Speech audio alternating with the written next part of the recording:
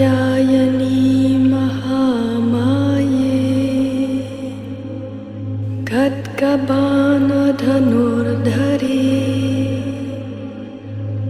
खड्गधारिणी चण्डी श्री दुर्गा देवी नमोस्तुते। वासुदेवसुते काली वासुदेव सहोदरी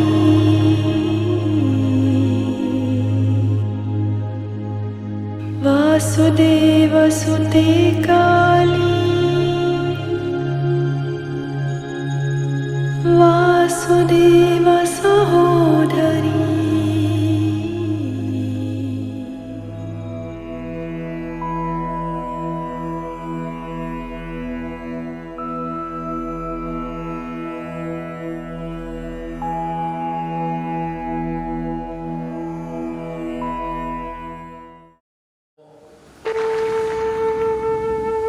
तो उन्होंने बाबा ने कहा कि बोले जाओ तुलसी पत्ता ले आओ। अब ये खोजने गया तुलसी का पत्ता, कहाँ तुलसी का पौधा, वृंदावन में तुलसी का पत्ता मिलेगा भाई। अब उन्होंने कहा अरे तो सामने तुलसी है। बोले नहीं बाबा, कुछ आदमी तो बाबा लोग को ही बोलते हैं आपका आंख थोड़ा खराब हो गया बाबा, कम दिखाई दे रहा है, तुलसी नहीं है। बोले है क्या? बोलते झाऊ है, झाऊ जाओ मैंने अना बना वृक्ष कम दाम, जिसका कोई वैल्यू नहीं। वही है, अरे नहीं तुलसी है, तुम लाओ तो सही। उन्होंने लाया, उन्होंने दिखा दिया ये तुलसी पत्ता है, देखो। यानी हमारे आंख में जो चीज नहीं दिखता, that doesn't means कि वो चीज एग्जिस्ट नहीं करता। वृंदावन का हर वृक्ष वृंदावन है, यानी पेड़ तुलसी है।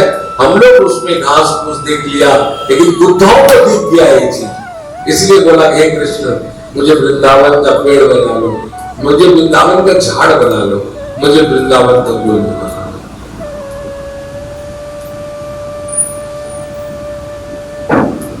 अब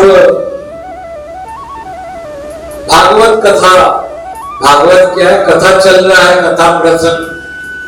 वो सुख जो आया हुआ है, आज किसका कहानी कहने के लिए आया है? अपने पिताजी को मेरे बाद श्री राधा चरित्र। भागवत में श्री कृष्ण चरित्र है, राधा जी का चरित्र है। इसमें वो राधा के चरित्र नहीं है जो नंद बाबा के दोस्त थे विश्वानु, और वहां प्रकट हुई और प्रकट होके फिर 100 साल तक विरह हुआ, वो तो एक्स्ट्रा कहानी है। लेकिन वो राधा के चरित्र है जो 11.5 साल के लिए ब्रज में आई थी। कितने साल के लिए? 11 साल के लिए आई थी। वो ब्रज का कहानी, एक दिन के लिए इनकी सखी लोग भी आए थे। कोई 12 साल इतना दिन के लिए आया था। ललिता सखी, विशाखा सखी, चित्रा सखी, ये लोग सब एक दिन 2 दिन 4 दिन आगे पीछे ही आए थे, और उसी हिसाब से 11-11.5 साल में सब चले गए। तो जितने सारे लीलाएं हुई सब इसी बीच में हुई। उसके बाद तो भगवान चले, क्योंकि 2 कृष्ण प्रकट हुए थे, एक यशोदा माँ के यहाँ प्रकट हुए थे, एक देवकी माँ के यहाँ प्रकट हुए थे। देवकी माँ के यहाँ जो प्रकट हुआ था वो चतुर्भुज भगवान था। माँ के पास में जो बच्चा पैदा हुआ था वो द्विभुज था। चतुर्भुज को लेके आए और चतुर्भुज 2 भुज में घुस गया। 2 भुज में घुसने के कारण उसमें ऐश्वर्य भी रहा और माधुर्य भी रहा। लेकिन जब वृंदावन को छोड़ के जा रहे थे तो नदी में स्नान किए, मानो अक्रूर को दर्शन दिए भगवान चतुर्भुज में। मानो अक्रूर को बता दिए कि मैं बचपन में जो चतुर्भुज होके गया था वही चतुर्भुज आ रहा हूं, लेकिन मेरा जो द्विभुज रूप है वो वृंदावन में अभी भी है। इसलिए कहा जाता है वृंदावनम परित्यज्य पादम एकम न गच्छति। मैं वृंदावन को छोड़ के 1 मिनट भी किसी के यहाँ नहीं जाता, भगवान कहते हैं। तो मैंने 3 चीज बताया भगवान के बारे में। नंबर 1 वृंदावन, नंबर 2 यमुना जी, और नंबर 3 गोवर्धन। कभी कभी आदमी कहता है गोवर्धन पहाड़ है, अब मैं भी जान के इस बार उस आदमी को बोला गोवर्धन पहाड़ है, वो तो मेरे से लड़ने के लिए आ गया, क्योंकि वो बचपन से सुना है ना गिरिराज जी, और हम लोग मूर्ख लोग सुने हैं गोवर्धन पहाड़, गोवर्धन पर्वत। आदमी बोलता है गोवर्धन पर्वत को धारण किया। और हमारे गुरु राधा जी कहते हैं कि एक अंश कैसा भगवान है। मैं कभी बताऊंगा गोवर्धन धारण कैसे, हम लोग सब फोटो देख लिए, भगवान ऐसे करके धारण कर लिया, बस हो गया डमडमा बजा के। 7 दिन 7 रात तक वहां सब कुछ था। That doesn't means खाली नंद बाबा के घर के आदमी लोग थे, वृषभानु के घर के आदमी लोग भी थे, और वृषभानु के घर के आदमी रहने के कारण राधा जी भी जरूर होगी, और राधा जी भी गिरिराज के नीचे ही थी। और 7 दिन तक रहने के बाद भगवान अगर एक हाथ में से खड़े हुए हैं, एक पैर को छंदा पैर करके, तो राधा जी का दर्शन नहीं हो पा रहा है। फिर राधा जी थोड़ा दूर में सखियों के बीच में खड़ी है, बैठी है, खड़ी है, दर्शन नहीं होता है। तो किस तरह कौन क्या करता है, तो भगवान 7 दिन में 7 दिन राधा जी का दर्शन करते हैं। ये मैं राधा चरित्र में बताऊंगा, राधा हिसाब से सबको उस दिन बोलना भूल जाएगा कि गोवर्धन धारण करने वाले श्री कृष्ण है। उस दिन सबको याद आएगा कि हाँ श्री कृष्ण गोवर्धन धारण किए थे, लेकिन वास्तविक धारण तो श्री राधा जी कौन किए थे। और भगवान ने माना भी इस चीज को। मैं अपना 4 शक्ति से गोवर्धन को धारण कर पाया। बोले कैसे? एक तरफ उठाया, बोला यशोदा मात की जय, चर करके पहाड़ उठने लगा। दूसरे तरफ बोला, बोलो वृंदावन धाम की जय, ब्रज धाम के बारे में। दूसरे तरफ उठने लगा, तीसरे उंगली को लगाया तीसरे तरफ से, बोला यमुना मात की जय। अब 3 तरफ अगर आ गया, अब कैसा होगा? अब हिलने लगा, भगवान के हाथ में गोवर्धन हिलने लगे।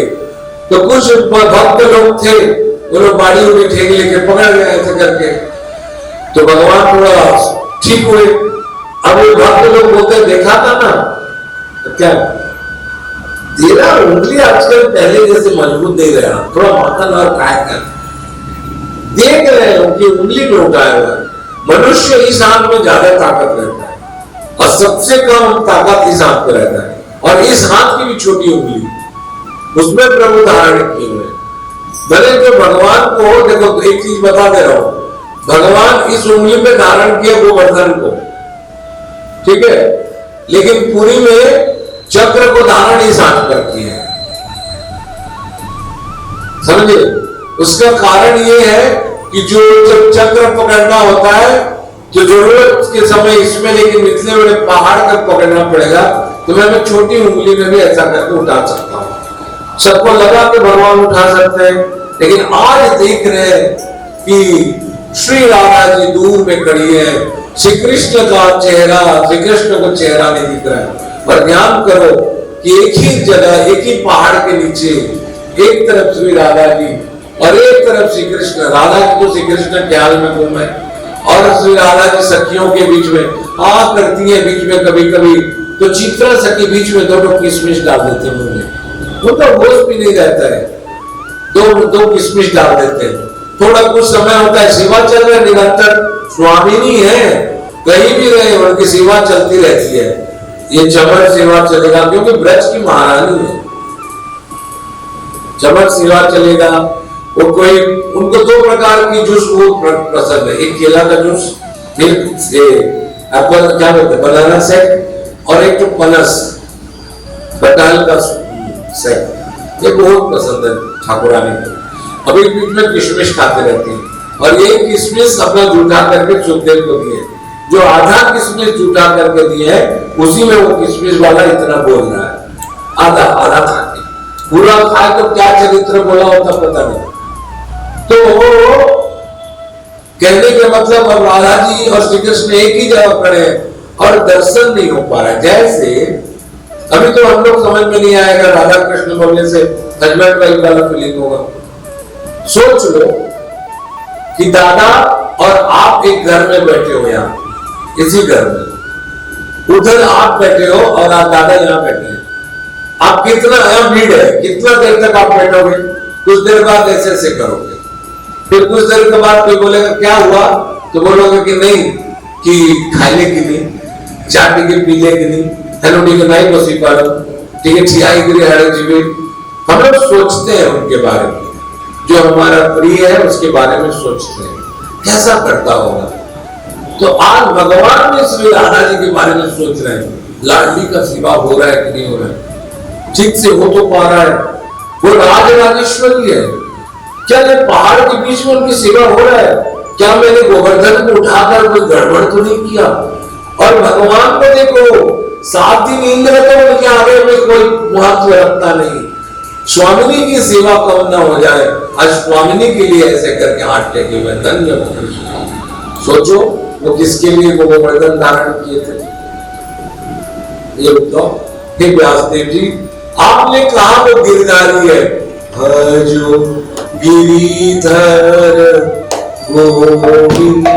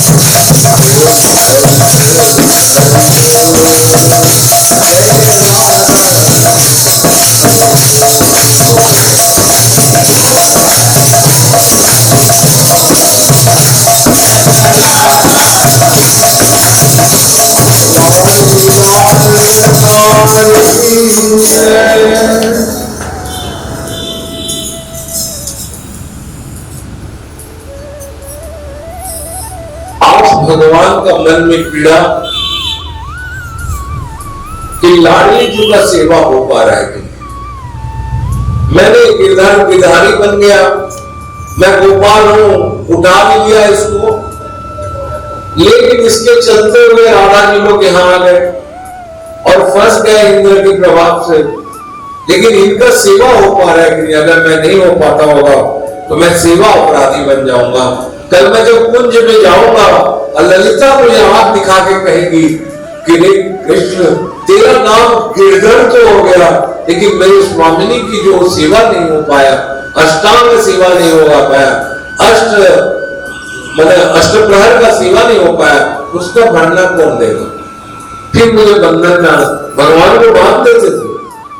मैंने तो ऐसा भगवान का स्वरूप देखा है कि भगवान सर को झुका के खड़े हुए हैं और ललिता जी इत्यादि सखियों के द्वारा भगवान रस्सी में बंधे हुए हैं। किसके आगे? श्री राधा जी के आगे। मैंने ऐसा स्वरूप देखा श्री लाडली जी का, क्योंकि कल बताया हुआ उद्धव को, ये उद्धव इनको तो प्रणाम कर, चुपचाप बैठी हुई है ना जाने जैसे, लेकिन ये सारे तरह जो योग बाबू है ना, वो योग बाय के सारा मालिक है ये, इनको प्रणाम कर, इनको और कुछ नहीं, केवल प्रणाम कर। कभी देखे हो कोई राधा जी को नारियल लेके आता है, कोई एक्स वाई कुछ नहीं, केवल इनको रोक पड़े। इनका दो चीज है, एकदम भोली भाली है, बहुत भोली है, कोई आदमी नाटक में भी ग्लिसरीन लेके रो देता है तो कहते हैं क्या हुआ, जीव है, मेरे लिए रो रहा है, मेरे आगे तो रो रहा है। बस स्वामी की इतनी कृपा हो, बस किसी के आगे मत रो, किसी के आगे कुछ मत बोलो, जो बोलना है सरकार के आगे बोलो, बस इतनी के आगे रोना है रो, हंसना है हंसो, बोलना बोलो, शिकायत भी करना है करो। लेकिन मैं पहले से बोल दिया, शिकायत किससे किया जाता है, जिससे कोई चाहत रहती है। बोलना किसको है, जो सुनेगा। ये सुनता है कभी, किसी का सुना है आज तक, सुने हो कभी किसी का, सुना है कभी नहीं। अपने चाल चलता है, अपने चाल आदमी आएगा, अपने चाल जाएगा, अपने चाल में मृत्यु होगी, अपने चाल में हानि लाभ जीवन मरण जस अब जस विधि आते, अपने चाल में चलेगा। तब जब ये अष्टांग सेवा नहीं हो पाएगा तो कैसी करती होंगी, अब क्या करें। तो इन्होंने इशारा से वृंदावती को बुलाया, जो वृंदावन की मालकिन है, उनको बुलाया। उनको नाम बदल देने से क्या काम बदल जाता है, कुछ आदमी उनको पूर्णमासी बोलते हैं, बाकी है वृंदावती। बोलो क्लियर, नाम बदल के अपना नाम को उसमें स्थापित कर रहे हो, बोलो वृंदा देवी आई। क्योंकि मैं जितना भी इनका लीला कहूंगा, एक राधा और कृष्ण की लीला के बीच में वृंदावती को मैं लाऊंगा, वृंदा देवी को। वृंदा एक राजा की लड़की है, ये वाले वृंदावती दूसरे वृंदावती, और वो त्याग करके खत्म हो गई थी और पेड़ बन गई थी, इसलिए उस जगह का नाम है वृंदावन।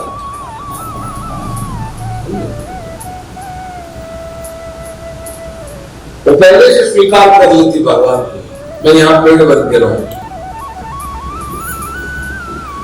तो भगवान ऐसे करके पकड़े हुए हैं, पूर्णमासी को बुलाए, पूर्णमासी देवी आई, उनसे इशारे में मधु मंगल से बात किया गया। राधा जी का सेवा सब है, माँ है, बाप है, गोप है, गोल समझ लो, पूरा संबलपुर है। उसके नीचे भगवान के उसमें गाय बलद भी है। कैसे करेंगे, अगर 1 लाख गाय, नंद बाबा का 9 लाख गाय होते थे, कितना गाय, और 9 लाख गाय एक बाबा का, और नंद बाबा का न जाने कितने भाई होंगे।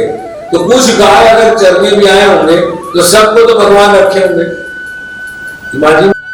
और गाय होगा तो सुबह के बाद शाम को खाना दो, खाना चाहिए ना। फिर गोवर्धन के नीचे खाना भी चाहिए, खाना भी देना पड़ेगा। गाय के लिए गोग्रास कहां से आएगा, वही पहाड़ के नीचे से ही आएगा कि कहीं और से आएगा। तो इस तरह नाना प्रकार की व्यवस्था जो जरूरत था, 7 दिन 7 रात आदमी चुपचाप बैठा रहेगा क्या, बहुत 4 घंटा चाय नहीं पीते तो टेंशन। वहां 4 बजे वाले भी होंगे कुछ चाय पीने वाले, और लोग अपना तो लकड़ी उकड़ी निकाल के भगवान गोवर्धन, उसको उनको कोई इंटरेस्ट नहीं, वो साइड में खड़े हो गए बड़े भाभी जैसे, चूल्हा उल्हा जलाने लगे। क्या करेंगे, तो चाय भी पिएंगे ना आदमी लोग, और उनके लिए टेंशन है। भगवान का टेंशन किसी को नहीं दिख रहा है, सब कोई अपना चिंतन कर रहा है। और ठाकुर किसकी चिंतन कर रहे हैं, ठाकुरानी की चिंतन कर रहे हैं। हे उद्धव, हे व्यास देव जी, जिस जगह पे जिस गोवर्धन पे आप नाच करते हो, उस गोवर्धन को धारण करने वाले गिरधारी भी आज गोवर्धन को धारण करते हुए श्री ठाकुरानी का सेवा ठीक से हो रहा है कि नहीं, उसको वो याद कर रहे हैं। आज पूर्णमासी की प्ररोचना से सब कोई भगवान को, भगवान ऐसे जाते हैं, पर सखी बोलती है कि देखो तुम लोग थोड़ा ऐसा ऐसा करो, राधा जी को घेर के मत खड़े रहो। अगर चारों तरफ से तुमको वो करोगे तो हवा पानी नहीं आएगा, हवा पानी नहीं आएगा, हवा पानी समझते हो ना, फ्रेश एयर नहीं आएगा तो उनको तकलीफ होगा। देखो देखो रानी के विषय में कोई सोचो तो सही। एक वृद्धा गोपी अगर ऐसे बोलती है तब सब सखी, कोई झुक जाती है, कोई नीचे बैठ जाती है, कोई घुटने में बैठ गई है। आज राधा जी अकेले ऐसे करके खड़ी है, श्याम का दर्शन नहीं हो रहा है, अब सब सखियां घूम के खड़ी हुई है। जैसे शोभा पा रहा है, कैसे शोभा पा रहा है, जैसे एक हरा पेड़ के अंदर एक चंपा, एक कनक का फूल खिला हुआ, हरा पेड़, मैंने समझ लो पूरा गोवर्धन हरा है। समय कौन सा था, यही समय, और गोवर्धन हरा है। उसमें एक पीला चंपा जैसे फूल खिला है, वो कौन है? श्री राधा जी। तप्त कांचन वर्णावा श्री राधा वृंदावनेश्वरी विश्ववानुसुते जीवितम प्रणमामि हरिप्रिय। हे हरिप्रिया, अब चंपा वर्ण होने के कारण हम आपको प्रणाम कर रहे हैं, ऐसी शोभावान दिख रहे हो। दर्शन करो व्यासदेव जी। आज जिस ठाकुर के बारे में आप चर्चा करते हो, आज उस ठाकुर उनका स्वरूप को दर्शन करा रहा है। वर्णन तो बहुत कुछ है। कुछ देर के बाद सबने कहा, भगवान ने इशारा कर दिया, सबने कहा नहीं नहीं, सखी साइड में है राधा जी, और राधा जी इधर नहीं आ रही। बोले क्यों नहीं आ रही? गोकुल का सिस्टम है, इधर नंद बाबा है, यशोदा माँ है, इसलिए घूंघट दिया गया है। घूंघट की आड़ से देखा नहीं जा पाएगा। ठीक है, गोपी लोग हैं, आज घूंघट किए हुए हैं, जितना जो भी है, इधर नहीं आ पा रहे। इच्छा भी है, भगवान की तरफ नहीं आ पा रहे, क्योंकि वो समझ रहे ना, नहीं आ पा रहे। तो इधर बुलाया गया उनको, फिर कैसा किया जाएगा? तो भगवान ने इशारा किया पूर्णवासी को। बोले है कौन? बोले जगत जननी पराम्बा पराशक्ति आद्या शक्ति श्री राधा। बोले कैसा होगा इनका? बोले सिंहासन लाओ। अब कौन देखा है वहां बताओ? आज सुखदेव जी वर्णन कर रहे हैं, हे व्यासदेव जी। व्यासदेव बोले मैं तो नहीं दिखा नहीं। बोले सुनो व्यासदेव, वहां एक सिंहासन लगाया गया, जिस सिंहासन को यमुना जी लेके आ रही है। कहा आ रही है? जहां गोवर्धन धारण किए हुए। अभी अभी यमुना जी 30 किलोमीटर दूर चली गई। पहले कहा जाता है, पहले यमुना जी गोवर्धन के साइड में ही बहती थी। अरे बारिश का मौसम होगा, यमुना जी आई भी होंगी, प्रैक्टिकली भी देखिए, वहां एक सिंहासन आया, नीला कलर का सिंहासन, नीला स्फटिक मणि का सिंहासन आया, और श्री राधा पुरविंद कलर, ऐसे लाल कलर का साड़ी पहने हुए, पुरविंद कलर कहते हैं इसको पहने हुए, और शोभायमान सखी के साथ चंद्रिका लगाए हुए। ये मुकुट नहीं पहनती, छोटा सा चंद्रिका लगाती है, चंद्रिका लगा हुए, एक तरफ चंद्र चंद्रिका जम, एक तरफ मोर मुकुट विराजे, एक तरफ चंद्रिका राजे। आज ऐसे करके श्री ठाकुरानी बैठी हुई है। आज सिंहासन पे अब बैठेगी तो बड़े महारानी तो है। अरे ऐसे थोड़े सिंहासन दिया गया हुआ दोनों तरफ हाथ रखने के लिए। पहले सिंहासन रहता था, वो फ्लैट रहता था, जैसे कोई तख्त था बड़ा बड़ा, तो उसमें क्या ना आदमी पैर हाथ करके बैठ जाता था। सीधा श्री राधा जी को आदत है, एक पैर में एक पैर करके बैठ गई ऊपर करके, और महारानी विराजमान हो गई है।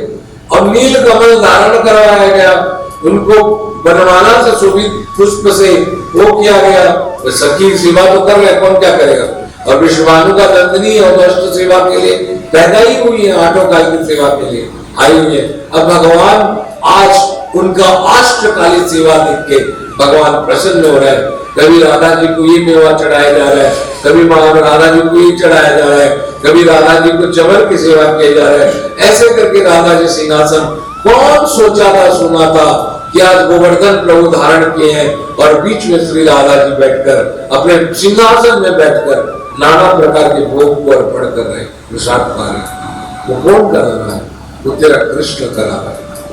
हे उद्धव, तेरा कृष्ण, एक दिन वो था उद्धव कि जिस दिन वो गोवर्धन भी धारण किया था और अपने मुंह में बोला था। उद्धव क्या बोला था?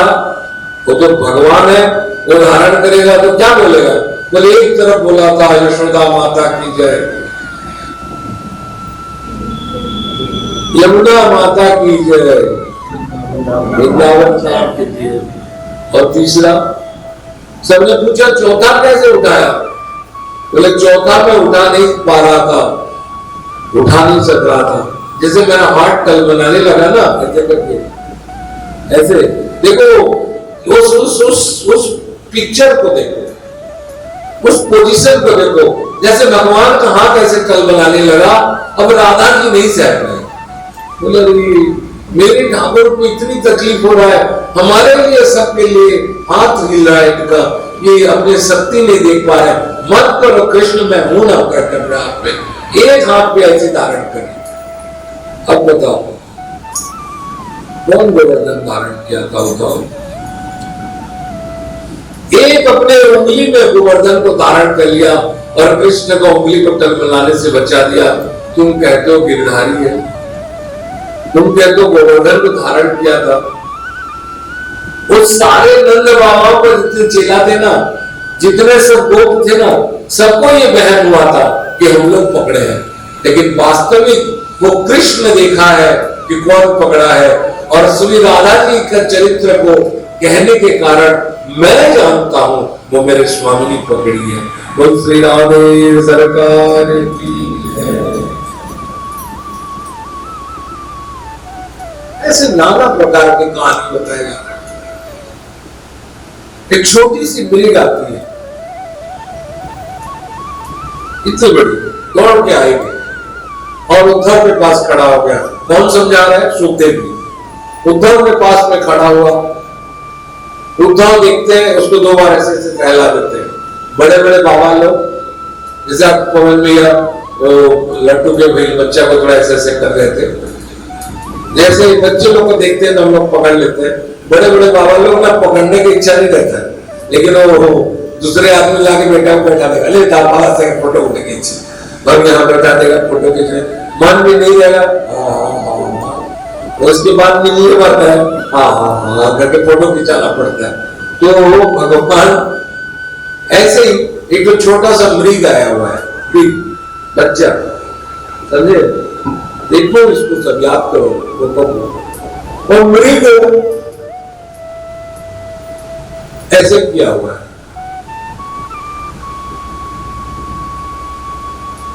ऐसा किया है, सब करो ना, याद रहेगा। करो, नहीं करने से सोच के जाना ही मन और खाना नहीं। चूचू में से नहीं करो, चूचू में से नहीं कर, मुंह पूरा बंद किया है।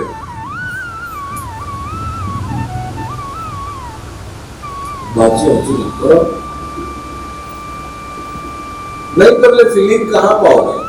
आज हम लोग पीला वस्त्र क्यों पहने? कृष्ण को अच्छा लगता है उसलिए पहने। लाल क्यों पहने? राधा जी को अच्छा लगता है। आज राधा जी लाल पहने, हमें भी पहने। हम दोनों क्यों पहने? हमको अच्छा लगता है।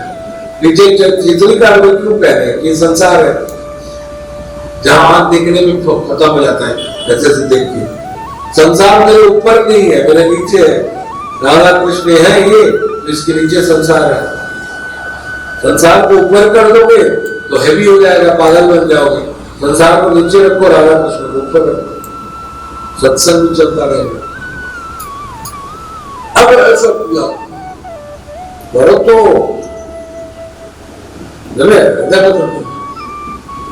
मुंह को बंद करो। बहुत देर तक बाद चश्मा नहीं पहना था तो हरी मृग ऐसे किया है और आंख से आंसू निकल रहा है। काला रोटी जैसे उसका आंख, बहुत निरीह प्राणी, जैसे उसको देख कर रो दोगे, ऐसा लगेगा मृग को देख के। उद्धव जी कहते हैं ये जीव कुछ कहना चाहता है, क्योंकि उद्धव जी उसको जीव मानते हैं। तो किसी ने कहा नहीं नहीं नहीं उसको मत लगो। उद्धव जी क्या बोला, क्या हम उसको उसका गला दबा रहे हैं? नहीं उठाओ, उसको मत छेड़ो। बोले क्यों? तो जिस दिन से कृष्ण गया तो नीचे मुंह नहीं किया है। इसके मुंह में है क्या? कहते एक बार भगवान कृष्ण काम के वन के पहाड़ पर बैठ के दूध पी रहे थे। ये भी वहां घूम रहा था काम बनने, अपने माँ से बिछड़ गया। लगा कृष्ण माँ है, कृष्ण के माँ के पास गया। भगवान एक पैर के ऊपर एक पैर करके दूध पान कर रहे थे। नमः कमल पादाय, भगवान का छोटा छोटा पांव को देख के सोचा मेरी माँ का कान है, वहां पहुंच गया। वहां गया हुआ है, माँ को नहीं देख पाके, लेकिन माँ बाप का प्रेम पाया हुआ है। उस समय ठाकुर पानी ये पी रहे थे, दूध पी रहे थे, और उसी समय राधा जी वहां के कृष्ण को जैसे ऐसे पकड़ी, जैसे ऐसे पकड़ी, पकड़ते ही भगवान के उसमें से दो बूंद क्या ये नहीं ये बाल ऐसे हो गए। जब भगवान पी रहे थे तो पात्र में उनका अलका बली, अलका बल क्या होता है? घुंघराले बाल। तेरे बाल बड़े गजराले क्या घुंघराले लगते हैं प्यारे प्यारे, तेरी मोर मुकुट मुस्कनिया पे बलिहार बलिहार प्यारे बलिहार प्यारे बलिहार प्यारे। क्या था लाइन? तेरी मंद मंद मुस्कानियां पे बलिहार प्यारे। आज भगवान इत तथा उसमें लिखा हुआ इत तथा ऐसे ऐसे हो गया। भगवान का अलकावली जो ऐसे बना हुआ था जिसमें मौन मुकुट था, वो मौन मुकुट से एक अलकावली छूट के वो पात्र में आ गया। और भगवान ऐसे किया जब राधा जी को देखने के लिए, जब उसका अलकावली से एक बूंद क्या वो दूध रस जिसको हम लोग पायस बोलते हैं, पायस दूध को जैसे ये इसके मुंह में गिरा तब से वो ऐसे करके पड़ा है। बोलता है कृष्ण की कलिक से लगाया हुआ अंदर नहीं करूंगा, अगर मैं करूं तो जीवन भर में खत्म हो जाएगा। और जब से कृष्ण गया है तब वो पूछे नहीं किया है। ऐसे ऐसे अनेक प्रकार के रूप को गोपियों ने अपने आत्मा को निचोड़ के सुखदेव जी को दिखाया हुआ है। और ये गोपी और इनकी बात को ब्रज भागवत बोल के तो सुखदेव जी इसको व्यास जी को समझा रहे हैं। वेद व्यास जी एक के बाद एक के बाद एक कहानी सुन रहे हैं। देखो जिस व्यक्ति का हरि चर्चा सुन के आंख से आंसू ना निकला वो आंसू बटन जैसे पत्थर है। और आंख से आंसू निकलने के लिए हृदय का द्रवीभूत होना जरूरी है। क्या होगा? हृदय को द्रवीभूत। कहानी सुनोगे अगर हृदय द्रवीभूत नहीं होगा तो आंख कैसे रोएगी? और हृदय तब द्रवीभूत होगा जब हृदय में किसी और की चिंतन नहीं होगी। अगर किसी और की चिंतन होता रहेगा कि ऐसा भी लगता होगा कि मैं जड़ नहीं मैं चेतन हूं, तब भी आंख से आंसू नहीं निकलेगा। जिस समय ये समझ में आया कि मैं जड़ हूं, वो जड़ एक छोटा सा मृग अपने आप को समझ लिया कि मैं कृष्ण के जो अधरामृत अधर का अमृत था मैं उसको अंदर नहीं ले जाऊंगा, मेरा गला में रहने दो। कौन कहता है भगवान शंकर विष्णु पाद कर अमर हो गए? अरे उद्धव, ये जो मृग है ना ये कृष्ण के रास्ते में अमर हो गया, क्योंकि कृष्ण के अलकावली से पिया हुआ पायस को पान किया हुआ है।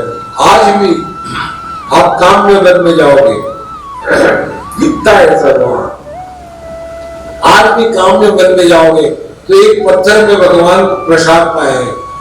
अभी भी वो जगह है जिसको कटोरा बोलते हैं। क्या कटोरा? थाल है, धान कटोरा, थाल कटोरा। और वहां आज भी 3 जगह में, 2 जगह तो अंदर में, एक जगह टूटा फूटा हुआ है।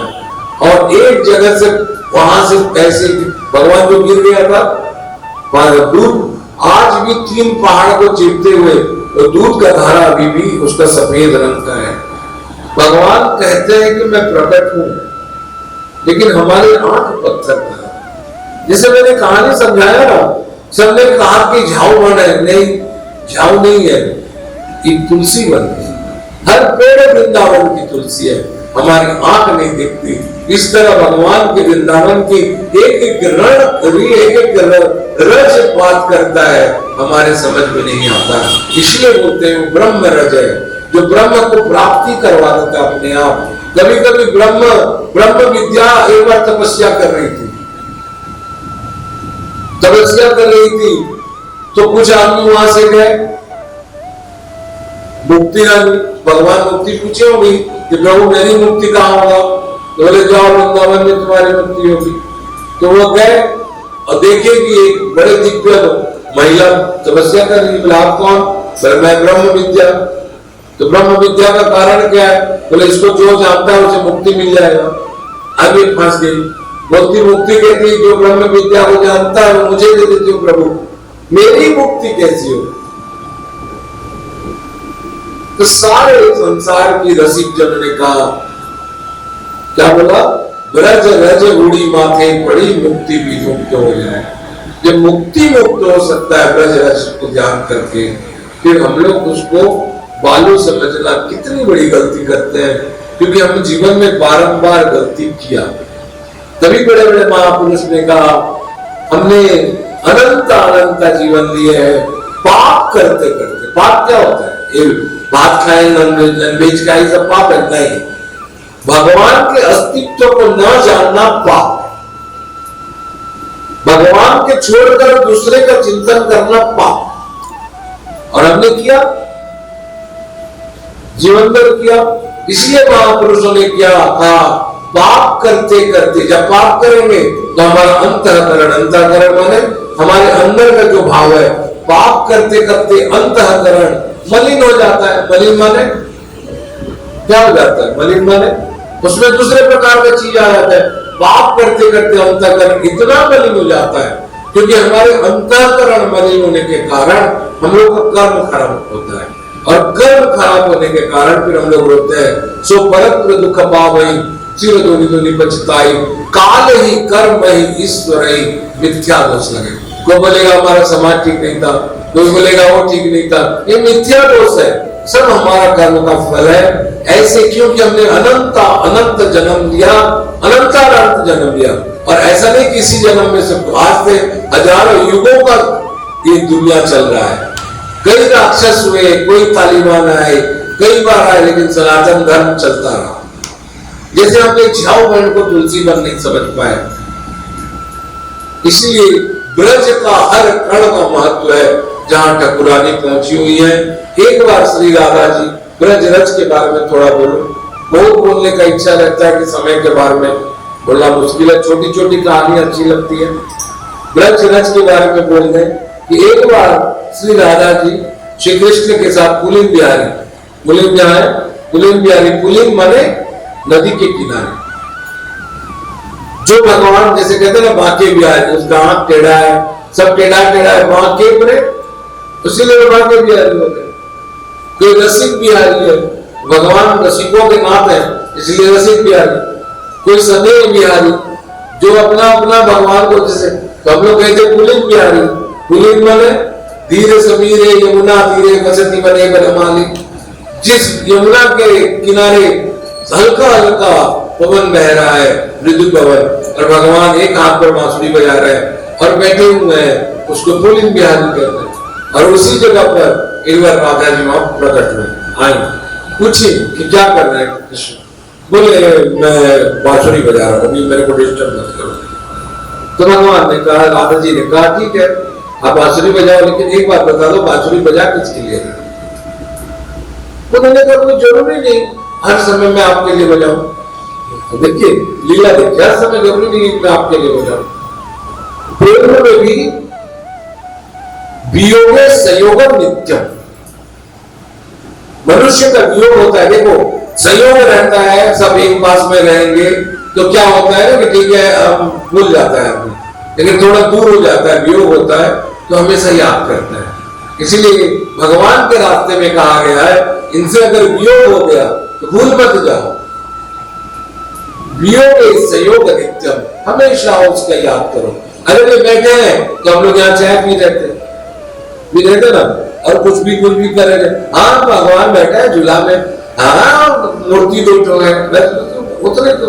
और हम लोग तो कौन है? मैं महाराज हूँ, मैं घर का मालकिन हूँ, मैं घर में घूमने आया हूँ, मैं ग्रुप का पुराना मेंबर हूँ, मैं चल रहा है पूरा। लेकिन मैं पहले बता दिया कि मैं कौन है? मैं जड़ है, और अभी कुछ दिन के लिए चेतन हुआ है। तो राधा जी कहती ठीक है मैं आ रही हूँ। तो भगवान ने कहा कहाँ जा? तो राधा जी बोले कोई जरूरी नहीं है मैं आपको बोलूं। राधा जी बोले, कृष्ण बोले ये कौन सा तरीका है बात करने का? तो बोले ये कौन सा तरीका है बांसुरी बजाने का? तुम जानते हो बांसुरी जहां बजेगा वहां मैं प्रकट होंगी, क्योंकि मुझे विश्वास है बांसुरी मेरे लिए बजता है। ध्यान रखना, जो आदमी ये सोचता है फोटो देख के या टीवी देख के कि वृंदावन छोड़ने के बाद आप प्रभु जब मथुरा गए या द्वारका गए तो बांसुरी बजाए, वो गलत बात। अब बहुत आदमी बोलते हैं राधा जी को बांसुरी दे दी ना, गलत बात। मैं राधाष्टमी में बोलूंगा आपके भगवान बांसुरी किसको दी, क्योंकि वृंदावन जाने के बाद भगवान बांसुरी अब नहीं बजाए, कभी नहीं बजाए। तो भगवान बांसुरी बजाए, राधा जी बोली ठीक है मैं आ रही हूँ। और कहाँ जा रहे हो? आ रही हूँ ना। भगवान बोले जाओ। राधा जी श्री राधा जी अपने अष्ट सखियों के साथ, एक अष्ट सखी, उनके बाद एक एक सखी का 8-8 सखी, फिर 8-8 सखी का 64 सखी, ऐसे करके एक काव्य व्यूह में श्री राधा जी ऐसे चल रही है। वहां गए यमुना जी में, तो किसी ने उनको ध्यान नहीं है, किसी ने कहा पुलिंग बिहारी जहाँ बहुत सारा मिट्टी लगता है, उन्होंने कहा श्री राधा जी आपके पैर में कुछ मिट्टी लगे हैं, धो लीजिए आप। राधा जी धोने चली गई, धो के आई, धो के धोने सब बोले धो देते हैं, तो ऐसा सखी सब धो दी। राधा जी चुपचाप चल के आई। बहुत होता है ना, कभी गुरु जी जाते हैं नाव में बैठते देखना, बहुत सारा चेला उनका हाथ पैर झाड़ना शुरू कर देते हैं, लेकिन बहुत झाड़ने के बावजूद भी कुछ दूर रह जाता है, क्योंकि ऐसे ऐसे जगह पे दूर रहता है कि आदमी झाड़ नहीं पाता है, होता है ना पैर सब। तो राधा जी गई और बिना धोए पैर को आ गई। सब कोशिश किया धोने के लिए, क्योंकि राधा जी नहीं धोई, मिट्टी लगाता वापिस आई, कृष्ण के पास बैठी, कहाँ गई थी आप? बोले वहां यमुना जी। तो किसी ने पूछा क्यों? बोले ललिता बोली पैर धोने गए थे। भगवान मुस्कुरा दी, राधा जी नहीं समझ में आया। बोले क्यों क्यों मुस्कुराए? बोले नहीं के क्यों मुस्कुराए? तो समझते नहीं हो क्यों मुस्कुराए? उन्होंने कहा आप पैर धोने गए थे ना। बोले अब कितनी बोली है, आप बिना पैर धो के आ गए? बोले हाँ आई हूँ। ये कौन सा तरीका है राधा जी को बोलने का? बोले ये कौन सा तरीका है आपका बात करने का? तो बोले तो बोले पैर क्यों नहीं धोए? बोले नहीं धोई, मेरी इच्छा। बोले क्यों? बोले मिट्टी लगा है। बोले लगने दो, तुमको क्या तकलीफ है? मिट्टी लगाए लगने दो, तुमको क्या तकलीफ है? उन्होंने कहा मिट्टी को धो दो, आपके चरण में लगा हुआ है। राधा जी को यही तो नहीं कर सकती, जो मेरे चरण में लगा रहता है उसको धो के साफ नहीं कर सकती, उसको धो नहीं सकती, उसको दूर नहीं कर सकती। इसी तरह ये उद्धव, ये श्री राधा जी का चरण में जो मिट्टी लगाता ब्रजराज, उसको वो धोना नहीं चाहती है, दूर करना नहीं चाहती है। और जिसके चरण में वो पड़ के लौट लौट के रोता था कि राधिका एक कृष्ण राध्या, और बोलता था राधा वही राध्यति माया।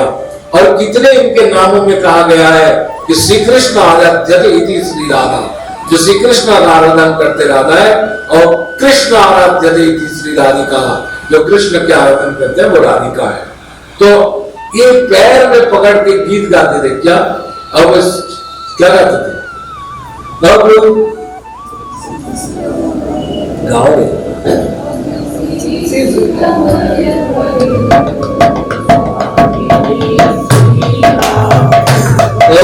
शीश कमल पर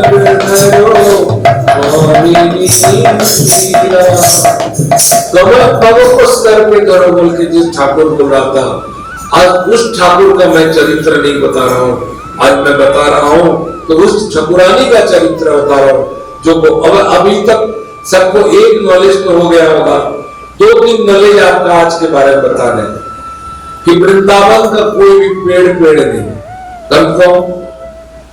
वो चाहे बड़ा पेड़ हो ऋषि मुनि है, और छोटा पेड़ हो तो वो वृंदावती है। नंबर 2, ब्रजरज के बारे में बताया, जहां जहां स्वामिनी का पैर पड़ा है 280 किलोमीटर तक, जहां जहां ये लीला की है उसको ब्रज बताया जाता है, उसमें बात करने के लिए बोला गया। जहां जहां श्री कृष्ण का पैर पड़ा, कुरुक्षेत्र हुआ, मथुरा, वहां इतना इंपोर्टेंस नहीं दिया गया, समझ रहे? इसीलिए बहुत आदमी पूरी से भी ब्रजवास करना चाहते हैं, तो कुछ आदमी बोलते हैं पूरी से भी तो सब कुछ है, सब कुछ है पूरी में, श्री राधिका के चरण रज कहां है? और मैंने कहा है जगन्नाथ के हिसाब से छिपा हुआ है वहां सब कुछ। तभी चैतन्य आके क्या नाम हुआ गुंडीचा में जो 9 दिन की यात्रा किए थे, उसको बोले गुप्त रहस्य, ये गुप्त लीला है भगवान का यहाँ, कहा गुंडीचा में। और 9 दिन तक प्रभु जो लीला वहां किए थे, कहा वृंदावन में, कोई भी लीला गुंडीचा में करते हैं बोल के मान्यता मिला है। इसलिए कहा जाता है साल भर भगवान जगन्नाथ को देखना एक जगह, और एक दिन आड़प्पा मंडप कहते हैं इसको, आड़प्पा मंडप में देखना, और साल भर रत्न सिंहासन में देखना, दोनों का पुण्य एक है। लेकिन हम क्या करेंगे? पुण्य, पाप पुण्य भी तेरे अर्पण, खाली गाने से नहीं होगा, तेरे अर्पण, ये जीवन भी तेरे अर्पण। अगर ये हो जाए तब श्री कृष्ण परली पार लेंगे। कहां लेंगे? यमुना का पार। यमुना का उस पार ही सारा किसका लीला है? श्री जी का लीला है। और ब्रज भागवत हो रहा है। ये भागवत वहां नहीं हो रहा है जहां केला का पेड़ है, चार तरफ खंबा लगाया गया है, 10 आदमी सुन रहे हैं और भगवान को छोड़कर भगवान से प्राप्ति करने वाले बैठे हुए हैं। ऐसी भागवत नहीं हो रहा है। वेद व्यास जी आप सुनो, मैं एक एक करके अब आरंभ कर रहा हूं। ठाकुरानी के विषय में पहले ठाकुरानी का परिचय दिया गया है कि श्री राधा है कौन है, और परिचय देते देते समझ लीजिए मैं प्रोग्राम किया था परा, और परा में मैं राधा जी का बारे में बताया पूरा। वो परा को पूरा ले लो कि वेद व्यास जी ने ऐसे परिचय भगवान को बताया। आखिरी में एक बात बता दे रहा हूं कि सबको ही हम लोग 4 भगवान नारायण है, जैसे जगन्नाथ जी है, 4 नारायण है, चारों मिलते हैं तो श्री कृष्ण होते हैं। एक अनंत साई, एक कारण वसाई, एक वैकुंठ वाले, एक बद्रीनाथ वाले, एक चारों मिलेंगे, एक भी कम हो जाएगा तो कृष्ण नहीं होंगे। और कृष्ण 2 प्रकार, एक प्रकार कृष्ण 2 भुज वाले और एक प्रकार कृष्ण 4 भुज वाले। एक प्रकार कृष्ण जो 4 भुज वाले हैं उनको श्री हरि कहा जाता है। क्या कहा जाता है? और श्री हरि का 3 पत्नी, गंगा, लक्ष्मी और सरस्वती। और ये तीनों वैकुंठ में, गंगा भी है, लक्ष्मी वैकुंठ वासिनी गंगा, वैकुंठ वासिनी लक्ष्मी और वैकुंठ वासिनी सरस्वती। ब्रह्मा के पास जो सरस्वती है वो अलग है, एक सरस्वती अलग है, महासरस्वती अलग है, नील सरस्वती अलग है, और हम लोग जो बजाते वाली सरस्वती देखते हैं वो अलग है। वैष्णो देवी में जो सरस्वती बैठी है वो अलग है, सब अलग अलग है, विभूति अलग अलग है। हम लोग सबको एक मान लेते हैं। इनके बारे में बताते बताया गया है कि चारों नारायण एक जगह होंगे तो कृष्ण कहलाएंगे। और जिस समय हम लोग खत्म हो जाएंगे, खत्म हो जाते हैं, तो हम लोग का शरीर 1 फीट का होता है, और लास्ट जब पड़े रहता है ना तो वो 11 हाथ के ऊपर में घूमता है, 8 से 11 हाथ के ऊपर, लास्ट के ऊपर घूमता है, और बारंबार कोशिश करता है कि अंदर में घुस जाए, लेकिन बदबू मारने के कारण वो कुछ नहीं पाता है। रोने वाले को पकड़ता है वो आत्मा, और नहीं होने के बाद उसमें कहा गया है एक दिन ऊपर में वायु में, दूसरे दिन अग्नि में, और तीसरे दिन जल में रहता है, और तीसरे दिन के बाद उसका क्रियाकर्म शुरू होते हैं, तो चलता है। और 10 नंबर दिन तक उसके क्रियाकर्म होते हैं, दशा बोलते हैं जिसको। 11वां दिन वो अपना सब परिवार, जैसे 12वां दिन भी रहता है, और 13वां दिन यानी क्रियाकर्म होने के 10 दिन बाद, जिसको तेरी बोलते हैं। हर समय का 13 खराब है, इसलिए तेरी के दिन 13 नंबर, कभी 13 के बारे में इसमें बताऊं, तेरी के 13 नंबर दिन में कोई संसार को छोड़ के चला जाता है। जब जाता है तो उसको एक शरीर मिलता है, इतना बड़ा 1 फीट का काला शरीर, पूरा शरीर दिखता नहीं है लेकिन वो चलेगा। और जब जाता है तो मुंह को मोड़ के जाता है, उसको कुछ होश नहीं होता है। वो जब चलता है तो उसको चलना पड़ता है, उसका टारगेट है आज इतना किलोमीटर चलना है तुमको। जब वो चलेगा 13 नंबर दिन छोड़ के सब कुछ जाना पड़ेगा। क्षण चला गया, जड़ वस्तु की गति बता रहा हूं क्या होता है। कहते हैं व्यास देव जी कि जब जाता है 13 नंबर दिन तो 13 महीने तक चलता है। कितना महीना? और हम लोग 12 महीना तक क्रिया कर्म करते हैं, और 13 महीने के बाद इसका ये गति इस शरीर से मुक्ति मिल जाती है। इसलिए अगर किसी भी व्यक्ति का भागवत सुनना चाहते हो, गंगा में क्यों हम लोग अंदर हड्डी को गिराते हैं, मेरे को बताओ। कलकत्ता में लोग क्यों इलाहाबाद ले जाते हैं, कोई भी ले जाता है। हम लोग का उड़ीसा, छत्तीसगढ़ और एक दो तो यूपी वाले ही ले जाता है इलाहाबाद, क्यों? पूरी बात मेरे ख्याल से मोहम्मद में डाल देते हैं, क्योंकि एक शास्त्र में लिखा हुआ है, एक शास्त्र, पहले आपने शास्त्रों की बात को मानते थे, एक आदमी खत्म हो गया, कई साल तक वो पड़ा रहा प्रेत बनकर, समझे? प्रेत बनकर पड़ा रहा। तो एक बार उसका हड्डी गिरा है बालू के अंदर, तो कौन खोजेगा? और प्रेत बन के ऊपर में घूम रहा है, सबको बोलता है कि भाई मेरा उद्धार करो, मेरा उद्धार करो, कौन करेगा? तो एक बार एक कौवा उसमें से एक हड्डी लेके उड़ता है और उड़ के जा रहा था और किसी जगह में वो गिर गया। गिरने के बाद वो वहां उस व्यक्ति का, उस प्रेतात्मा का उद्धार हुआ। जहां गिरा देखा गया वो 3 नदी का संगम है, गंगा, यमुना, सरस्वती, जिसको संगम बोलते हैं। उस दिन से उस शास्त्र को मानकर हर आदमी ये चाहता है कि हमारा भी अगर आदमी प्रेतात्मा हुआ हो तो वो हड्डी गिर जाए तो मुक्ति पाए, लेकिन 13 महीना के बंधन से पहले अगर हो जाए तो उसको भगवान भी मुक्त नहीं कर सकता। आप लोग बोलते हो ना 3 नंबर दिन ले चलते हैं, 7 नंबर दिन, अगर आप मानते हो शास्त्र को तो शास्त्र की वाणी भी मानो। आप द्रौपदी को कहते हो 5 पति रखे हैं, कैसे? तो रखो ना भैया 5 पति। द्रौपदी प्रकट किसमें से हुई थी? अग्नि से। जो अग्नि में प्रकट हुई है 5 पति रखे। ये हाड़ मांस का शरीर लेकर द्रौपदी के साथ क्यों तुलना करते? ऐसा तो नहीं है कि एक मुर्गी है, अंडा नीचे सोने का दे रहा है, उसको रखे रहे और ऊपर से मार के खा ले। दोनों तरफ रखना पड़ेगा, तब सोने का अंडा देगा। इसलिए शास्त्र का बात करते हो कि हम लोग हड्डी गिरता है तो शास्त्र की बात भी मानो। 13 महीना तक, और 13 महीना के बाद उसकी यात्रा शुरू होती है, अलग यात्रा। उसके पहले वाली मैंने प्रवचन बताया, हर महीना कहां कहां जाता है, कहां रेस्ट किया है, कौन पूरा रेस्टेड है, एकदम बाइज्जत धर्मशाला है।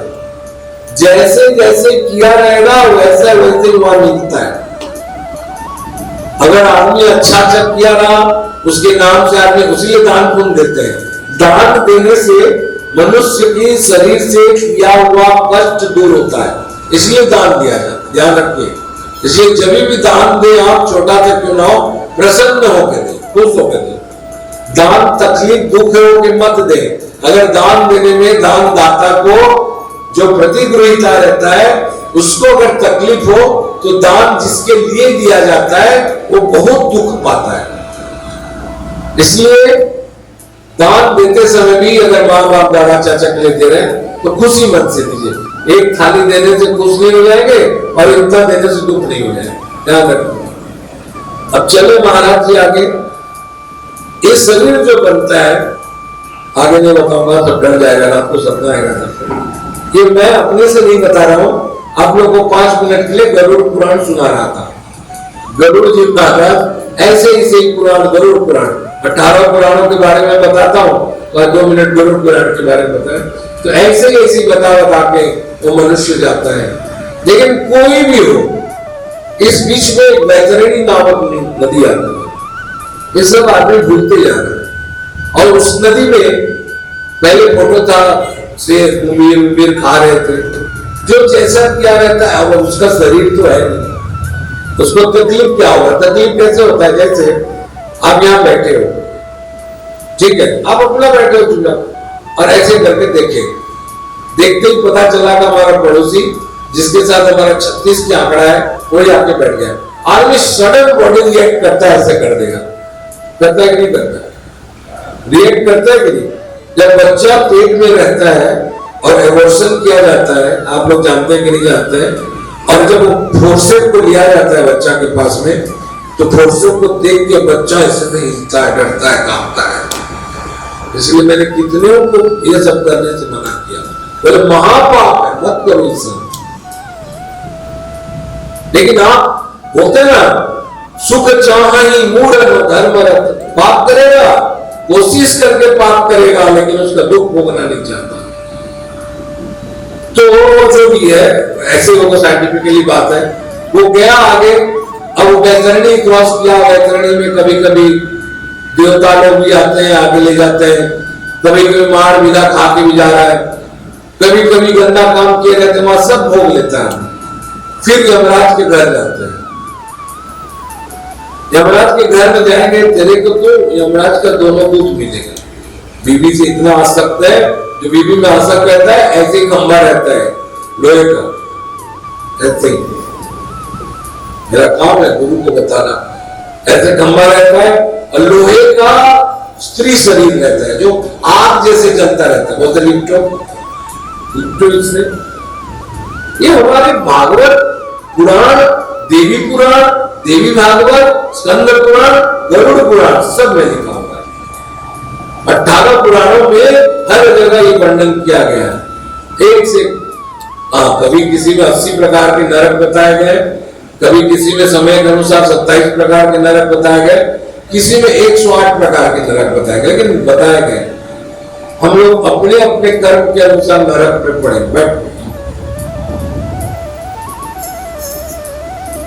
अगर नरक में नहीं पड़ना है, नहीं जाना है नरक, तो सीधा यमराज के पास जाएंगे। तो आदमी बोले यमराज के पास क्यों जाए, जाना पड़ेगा, यमद्वार जाना पड़ेगा एक बार। वहां जैसे जाते हैं, अगर कोई वैष्णव हो, कोई वैष्णव हो, तो वहां यमराज के दूत और यमराज लोग खड़े रहते हैं, अर्घ्य चामर ये सब लेके खड़ा रहता है। और जो आता है वैष्णव का पैर होते हैं, सिंहासन में बैठाया जाता है, उसकी पूजा की जाती है और कहा जाता है आप जैसे वैष्णव नरक में आने के कारण नरक वासियों का उद्धार हुआ। एक बार ऐसे नरकवासी चिल्ला रहे थे, बचाओ बचाओ बचाओ बचाओ, और दुर्वासा जी गए। कहानी देखिए, दुर्वासा जी वहां गए और दुर्वासा जी आवाज सुनते हैं, संत हृदय नवनीत समाना। अब संत महाराज देखते हैं किसी का करुण विलाप है, तो किसने कहा महाराज जी एक कुआं से आ रहा है, देखिए कुआं को, उसको भवकूप बोलते हैं। क्या बोलते हैं? और भवकूप पे नहीं गिरना है तो एक ही आदमी बचा सकता है, वो श्री राधा। इसलिए बार बार कहता हूं, भव सागर से पार होना है तो श्री राधा जी के चरण में जाना ही पड़ेगा, चाहे कोई। तो श्री राधा जी, दुर्वासा जी वहां जाके देखते हैं, देखने के बाद ऐसे करके देखते हैं तो 5 मिनट में आवाज शांत हो जाता है।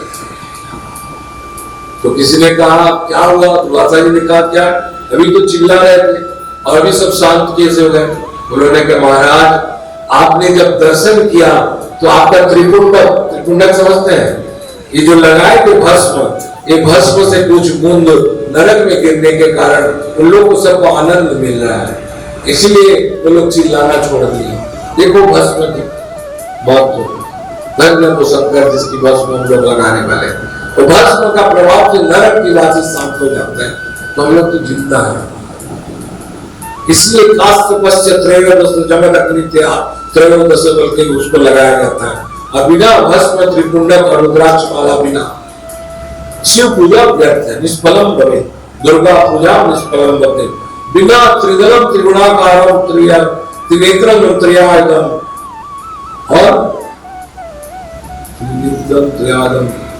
त्रियुक्त पाप संहारम से बिल्वपत्रम शिवार्पणम। एक बेलपत्र शिव को जो अर्पण करते हैं, ये एक बेल का अर्पण करने से भी मनुष्य को त्रिताप से मुक्ति मिलती है। कैसे मुक्ति मिलती है? त्रिताप। त्रिताप क्या होता है?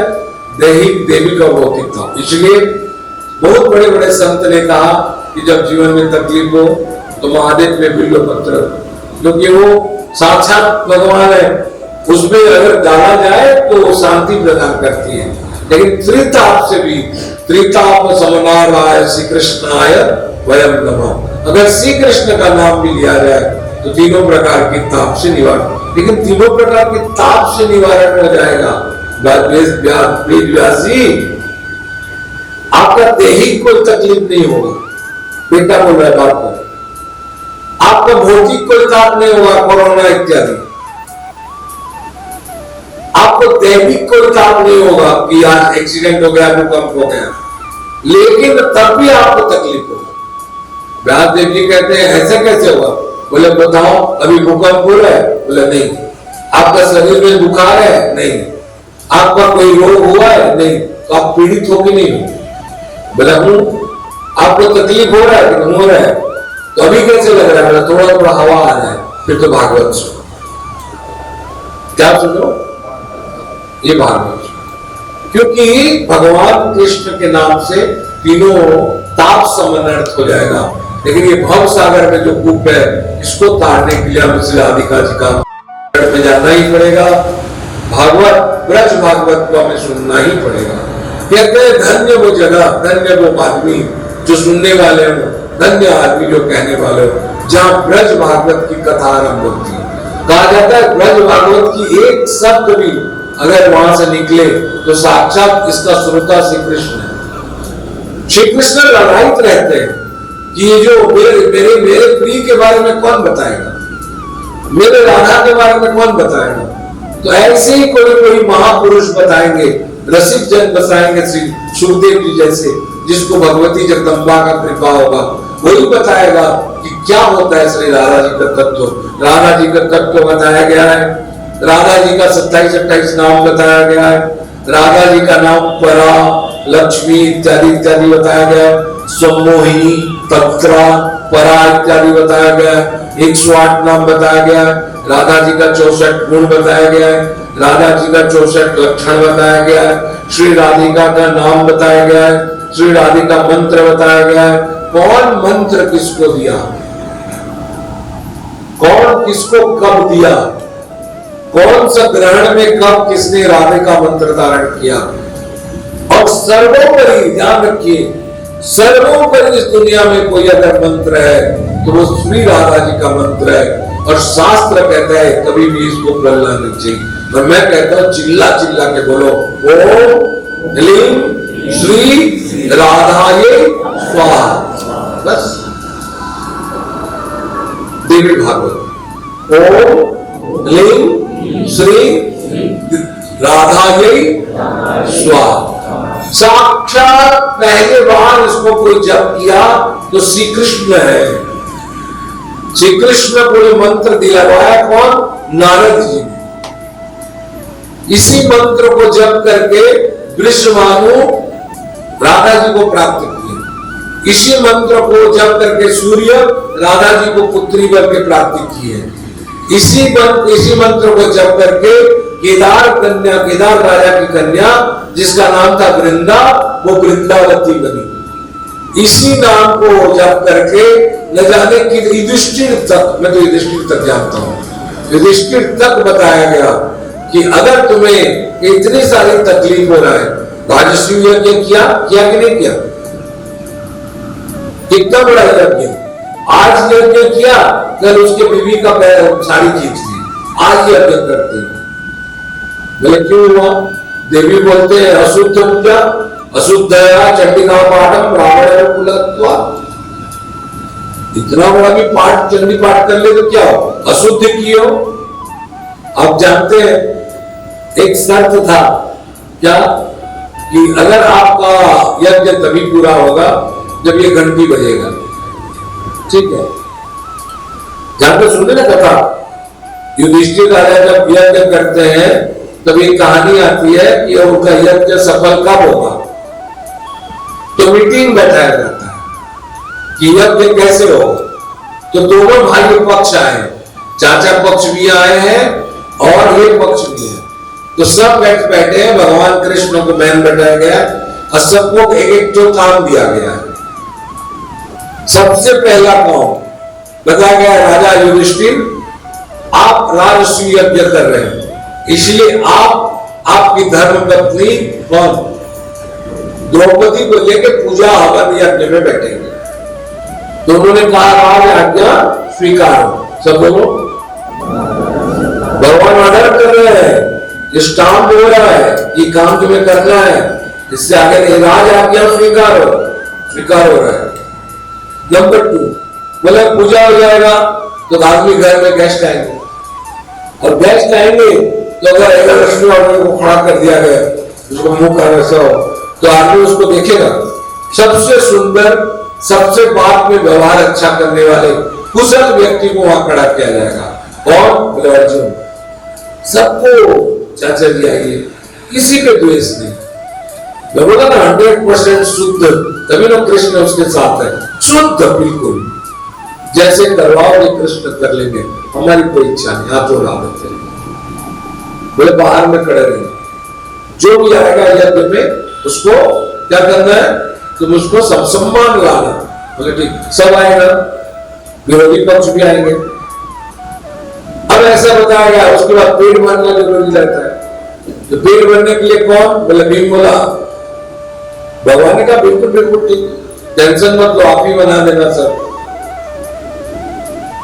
राजा लोग आएंगे, उनका घोड़ा कितने सारे आएगा, हाथी घोड़ा, और घोड़ा हाथी आएगा तो खाना पीना आएगा। तो उस सारे का व्यवस्था करने वाला कौन है? तो सहदेव। तुम देखना चाहिए, भगवान पहले से भूमिका बना दे। उसके बाद भगवान ने कहा कि नकुल ऐसा करना, आप जितने आदमी आएंगे उनका आने जाने का व्यवस्था देना। भगवान ने कहा राजा क्या स्वीकार है। बोले देखो, जब खाना होता है आदमी बुलाते अच्छे हैं, खाना हो जाता है, अब उसके बाद क्या है? बैठ के खाना। कितने भी अच्छा बनाए हो, परोसने वाले अगर अच्छा नहीं रहे तो खाने वाले को तृप्ति नहीं मिलती। क्या नहीं मिलती? खाना खा लेगा पेट भर, लेकिन तृप्ति नहीं मिलेगी। तो बोले अच्छा खाना खिलाने के लिए कौन खिलाएगा? बोले द्रौपदी। तुम सबको खाना खिलाओ। भगवान जानते थे द्रौपदी के पास अक्षय पात्र है, ये लोग भूखमरी लोग कुछ भी करें, द्रौपदी जब तक खाना देते रहेगी खत्म नहीं होगा, और जब तक खत्म नहीं होगा तो द्रौपदी खाएगी नहीं। तो भगवान ने कहा, तो बोले मैं कैसे जानूंगी यज्ञ पूर्ण हुआ? तो बोले द्रौपदी, युधिष्ठिर, अगर यज्ञ तुम्हारा पूर्ण हुआ तो ये घंटी रखा है, घंटी लगा के ऐसे, ये घंटी अपने आप बजेगा, मैं समझ लेना तुम्हारी यज्ञ पूरा हुआ। अब वैरायटी सबको बताया गया, और सबको कहा गया कि राज आज्ञा स्वीकार है, राज आज्ञा स्वीकार है, सबको इधर है। अब राम मैं खर्चा कौन करेगा? प्रदीप पांडे खर्चा कौन करेगा? बोले इतना बड़ा यज्ञ मिला लियो, पैसा भगवान कृष्ण कहते रहो ना। बोले कौन करेगा? तो विरोधी पार्टी का जो था कौन? दुर्योधन, वो तो यही खर्चा करेगा। अब इसको देख के भीम कहता है प्रभु मैं इस प्रस्ताव का विरोध करता हूं। बोले भगवान ऐसा किए? बोले नहीं माना। नहीं प्रभु आज बोलूंगा, हम लोग का घर का इज्जत का बात है। बोले क्यों? बोले प्रभु आप इसको खजांची बना दोगे, और एक रुपया खर्चा होगा तो 10 रुपया खर्चा करेगा, और आखिरी में बोलेगा पांडव लोग भूखे नंगे हैं और हमारा खजाना खाली हो जाएगा, तो हम लोग को अपमानित करेगा। भगवान ने कहा चुप रहो भीम, इसके हाथ में पद्म कोश है, यहाँ एक तो कबूतर हमेशा बैठा रहता है, और इस साइड में लक्ष्मी है, और बगलामुखी इसके ऊपर प्रसन्न है, माँ बगलामुखी। तो इसलिए ये अगर 1 रुपया खर्चा करेगा कभी भी तो 15 रुपया इसके पास आ जाएगा। तो मैं चाहता हूं कि 10 खर्चा करे, 150 रुपया आ जाए, तो 140 रुपया खजाना में भी तो बढ़ जाएगा। कौन जान रहा है? देखो हम लोग को क्या चाहिए नहीं चाहिए वो हमारे ठाकुर ही जानते हैं। बदले इसी बहाने में कुछ खर्चा भी हो जाएगा और कुछ खजाना भी बढ़ जाएगा। ऐसा करके सबको बताया गया एक एक काम। पीछे से एक आवाज आया, बदमाश एक तो था, कोई बोले आप, पीछे से आवाज आया, बोले आप। तो भगवान ने कहा सब एक काम करें, मैं 2 काम करूंगा। बोले क्या? मैं सबका चप्पल दूंगा, सबको चप्पल दूंगा। क्या दूंगा? भाई आदमी जितना भी बड़ा आदमी हो, जितना घर में प्रसन्न हो, जितना बढ़िया खाना मिले, जितना भी कुछ हो, अगर एक चप्पल खत्म कहीं पे चला गया तो गौरव महीने तक बुझू किसी और चप्पल कहते हैं, चप्पल खिलाओ और चप्पल मोर जूता मैंने पूरा गांव भर जान जाएंगे जूता कहाँ है। तो इसलिए मैं बाहर में खड़ा रहूंगा, और किसी का जूता था, किसी का जूता सबको सही ढंग से मिले, इसलिए मैं सबको जूता दूंगा। क्या दूंगा? कौन कहता है? आवाज करो ना, भगवान कह रहे हैं। नंबर 2 बोलते हैं, और नंबर 2 क्या सेवा करें? जो भी आएगा मैं उसका पैर धोऊंगा। क्या करूंगा?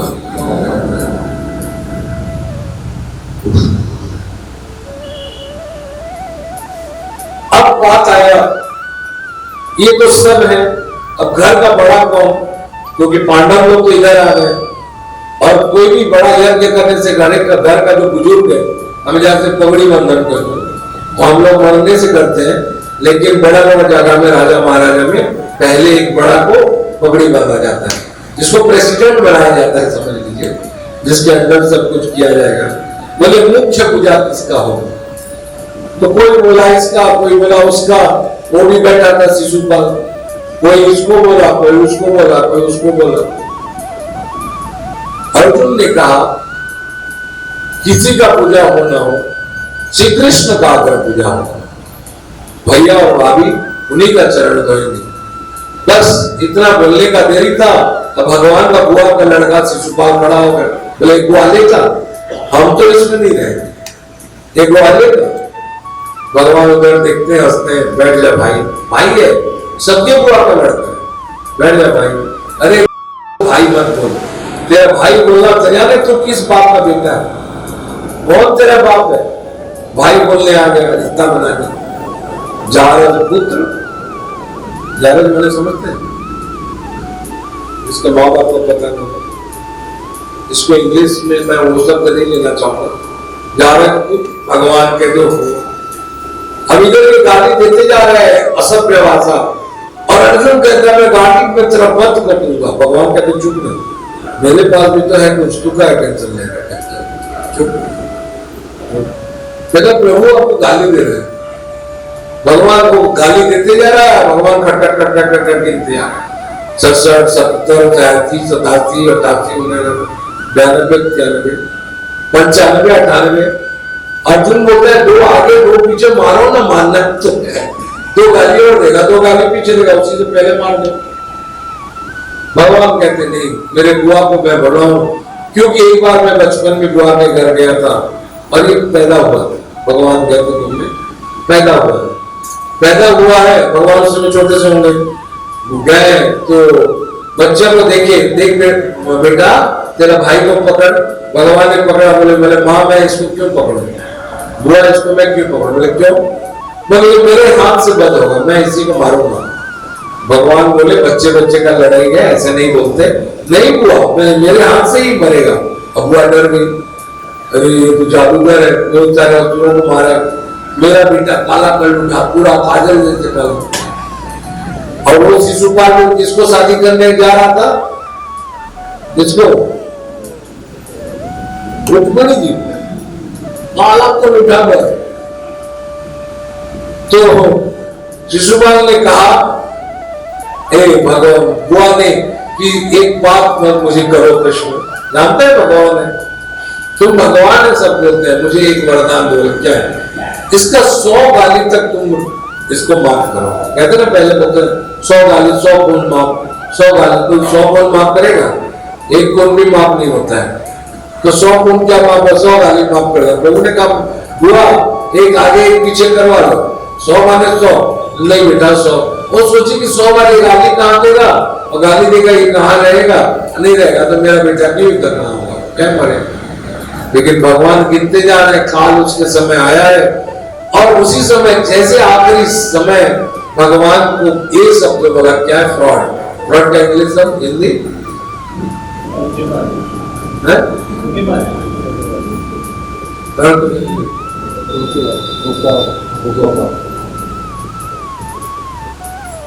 मैं इसी शब्द को याद रखा हूं कि वो शब्द नहीं कहना चाहता।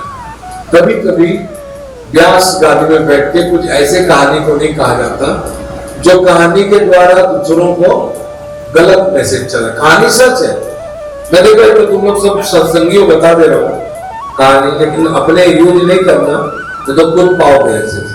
एक बार कहानी में बता रहा हूँ तो ये नहीं वीडियो चल रहा है, नहीं बताना कुछ कहानी, अभी जिसके बाद बता दूंगा अगर बंद रहेगा तो कहानी, अगर जानकारी कुछ ऐसे ऐसे चरित्र होता है कहानी जिसको प्रकट नहीं किया जाता है, क्योंकि हम लोग कलियुगी है और उसको सुनेंगे तो गड़बड़ होगा, और हम लोग उसको अगर प्रयोग करेंगे तो दूसरे के लिए हार्मफुल होगा। इसलिए इनकी कुछ कुछ ऐसी कहानी होती है जिसको नहीं बताया जाता। तो शिशुपाल का वध हुआ भगवान ने, और उसी जगह वध हुआ तो कहा गया कि आखिर क्यों ना कृष्ण की पूजा हो।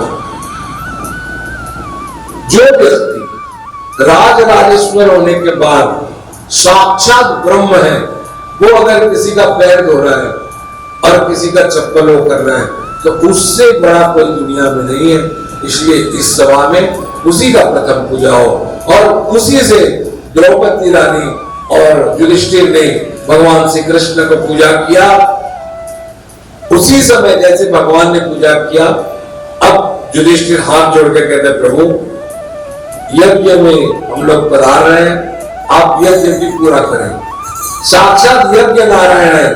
3 दिन तक यज्ञ चला तब भी वो घंटी नहीं बजा। सब खाते थे, द्रौपदी खिलाते थी, लेकिन घंटी नहीं बजा। तो भगवान ने कहा घंटी बजा, बोले नहीं। भीम कहता नहीं, मैं राम राम के परेशान हो गया, कटहल बना पहले बढ़िया टिंडा बना रहा था बहुत समय, रोज रोज हो गया, बल्कि पनीर से टिंडा, टिंडा से परवल, परवल से कुंदरू, कुंदरू से कटहल हो गया। मैंने एक तो काटूंगा कितना सब्जी बनेगा। आदमी आते जा रहे, कितना बनाएगा, नहीं बन रहा है घंटी। तो भगवान ने कहा देखो 2 शब्द है यहाँ, आदमी यहाँ गड़बड़ा जाता है। बोलो देखो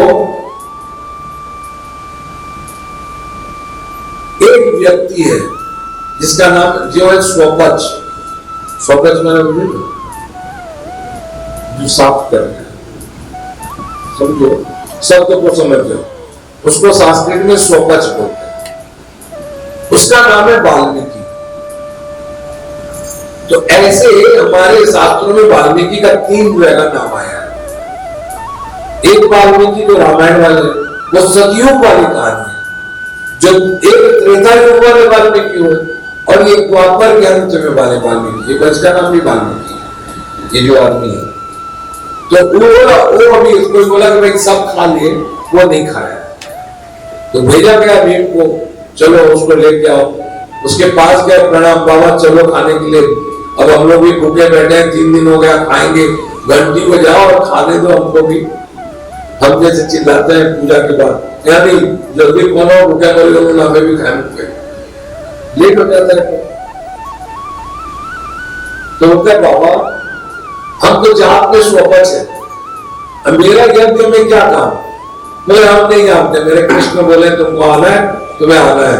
वो जाने के लिए मना करता है, क्योंकि वो जात वहां उस समय नहीं जा रहे थे यज्ञ में। तो भगवान बोले, उसके भीम क्या करता है, कांधे में उसको बैठा के ले आता है। जैसे वो आता है, भगवान उसका चरण धोते हैं, और युधिष्ठिर और इन्होंने तिलक करने के बाद अर्जुन स्वागत करता है। तिलक करके भोजन देते ही घंटा बजता है, कान बताया गया कि यज्ञ संपूर्ण हुआ।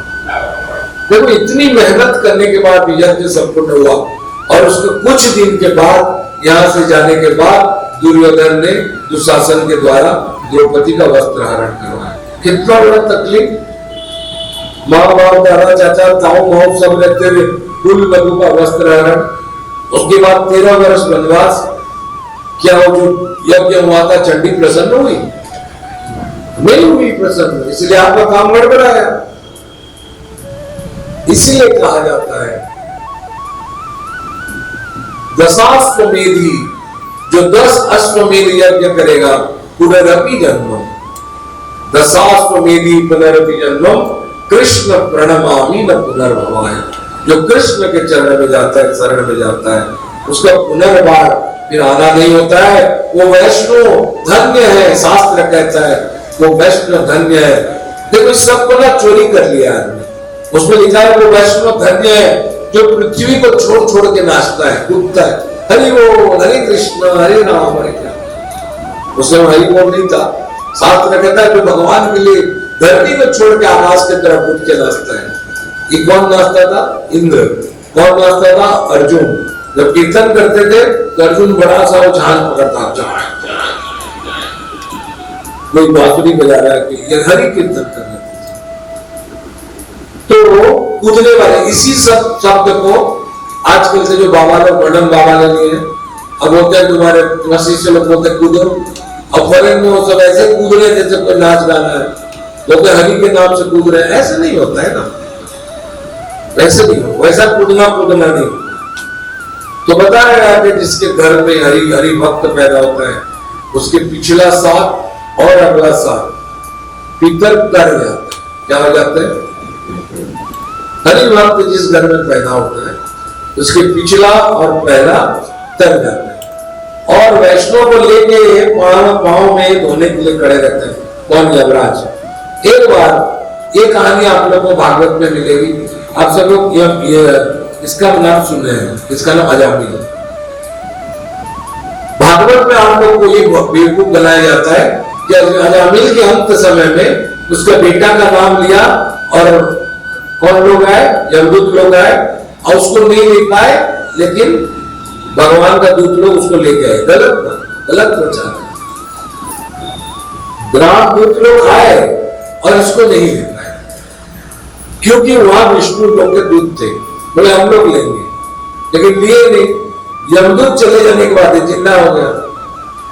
जिंदा होने के बाद समझ में आया कि भाई हरे नाम में कुछ है। जब बेटा का नाम लेके मैं किया हूं, भागवत का आगे की कहानी, जब बेटा का नाम लेके मैं मुक्ति पा गया तो भगवान के नाम में क्या होगा? बोलकर अजामिल वृंदावन गया, ब्रज गया। पूछा गया कि कहाँ मुक्ति धाम है? बोले ब्रज, साक्षात ब्रज। तो बोले वहां जाऊंगा मैं। चला गया ब्रजवास करने। अजामिल ब्रजवास किया और वहां रोज हरि नाम ब्रज के पास और यमुना जी का पानी पी के उसका जितना भी पाप था तो समाप्त हुआ। तो जब अंत समय आया तब उसको यमदूत के बदले विष्णु लोक को गया। वो कहानी है जिसको भागवत में संक्षेप करके जितनी जरूरी है उतनी बताया गया। नहीं बताया गया नहीं बोलो, बताया गया। लेकिन अजामिल का जो हुआ प्रकरण, इसमें वो यमदूत लोग प्रकरण हो गए। तो लोग जाकर बोल रहे बाबा अब हम लोग कल से नहीं जाएंगे तुम्हारे आदमी लोग को लाने। बोले क्यों? बोले कहीं भी भेज देते तो चले जाते हैं। आज विष्णु लोग के दूत लोग इतने मार मारे हम लोग को। बोले क्यों? बोले एक तो दारूबाज के लिए। आजकल विष्णु लोग का आदमी लोग का दिमाग खराब हो गया। गंदा रास्ता को जाने वाले व्यक्ति को भी बचाने के लिए विष्णु लोग से आ गए थे। यमराज बोलता खबरदार, आज के बाद बिना मेरा परमिशन नहीं आना। जो व्यक्ति तुलसी का माला पहना, जो व्यक्ति वैष्णव मैंने संघ चक्र गदा पद्म धारण पहन, उसी ने पहले वंदना बुझवाते थे, धारण किया हो। जिस व्यक्ति के मुंह से हरि नाम हो, इस व्यक्ति के पास तुम मत जाना, मैं जाऊंगा और बोलूंगा चलो आपकी शरीर अब शांत होने वाला है, मैं जाऊंगा। और मेरे जाने के बाद प्रभु का दर्शन होगा या नहीं होगा वो प्रभु जाने। इसलिए कहा जाता है कि हर वैष्णव का गति वैकुंठ होता है। क्या होता है? वैकुंठ होता है। इसलिए हम लोग सब हमेशा परिकल्पना कहते हैं। इसलिए जिंदगी भर तो तुलसी खाते नहीं। हम मरने के बाद एक सूखी लकड़ी रहती है, उसको छाती में रख देते और रखे रहते हैं, मरने से काम आएगा।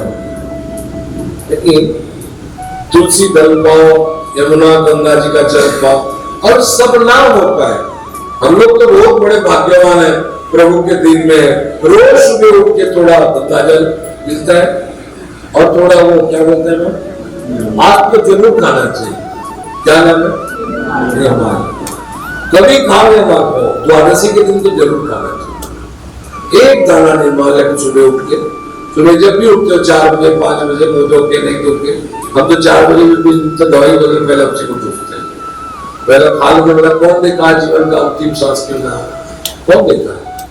यमला आपके जाने से पहले बोला जाएगा, मैं तो वहां बोलूंगा भाभी नहीं आई हुई। मेरे जाने के बाद तुरंत पहुंचेगी भाभी, असुविधा होगा वहां खोजूंगा कहा है बोल। हम लोग क्यों जाएंगे भाभी? ब्राह्मण घर में पैदा हुए हैं, इतनी हरी चर्चा होती है, इतनी दुर्गा जी का कृपा है, हम लोग उसी का आदमी उसी लोक में जाएंगे। संसार को बताने वाला क्या नरक में पड़ेगा? शर्त यह कि हमारे कर्म गलत ना हो। भगवान से ही प्रार्थना हो, ये जगदम्बा आपकी माया ऐसा ना हो कि हम कर्म करके इस मानव जीवन से नीचे गिर जाए।